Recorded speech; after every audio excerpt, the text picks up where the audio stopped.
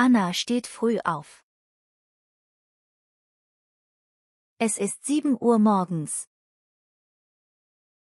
Sie macht das Fenster auf. Die Sonne scheint.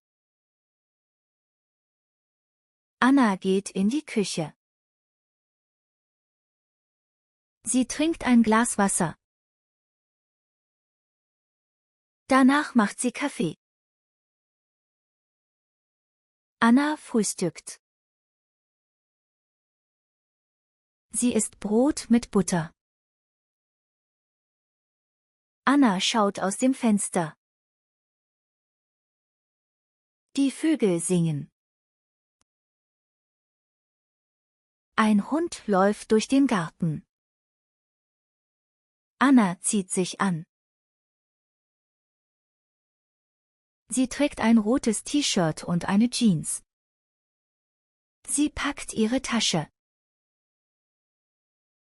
Anna geht zur Bushaltestelle. Der Bus kommt nach 5 Minuten. Anna steigt ein und setzt sich. Sie liest ein Buch. Nach 20 Minuten ist sie in der Stadt. Anna steigt aus. Sie geht ins Café. Dort trifft sie ihre Freundin Lisa. Anna und Lisa bestellen Tee. Sie sprechen über den Tag. Nach einer Stunde gehen sie einkaufen. Am Abend fährt Anna nach Hause.